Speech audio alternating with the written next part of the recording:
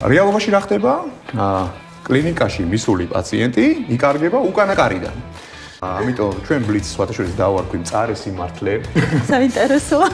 ხო, რა თქმა უნდა თემატური იქნება და რამოდენიმე კითხვა, რომელზეც ძალიან მოკლე პასუხები დაგვჭირდება, ხო? როცა კლინიკაში ყველაფერი ზეპირაწყდება, მოქნილობაა თუ ქაოსი? რიგი დერეფანში, დატვირთვაა თუ არასწორი დაგეგმვა. ჩვენთან ასე მუშაობს წლებია, გამოცდილებაა თუ სტაგნაცია. ხარისხი იზომება თუ იგრძნობა? აი ასევე ძალიან მწარე სიმართლე, როცა გადავდივარ კითხვაზე, რომ კონკრეტულად რამდენია გავზომოთ ციფრით, რა თქმა უნდა, ციფრი არ არსებობს. ყველაზე საშიში სიტყვა ქართულ მენეჯმენტში? ყველაზე საშიში სიტყვა?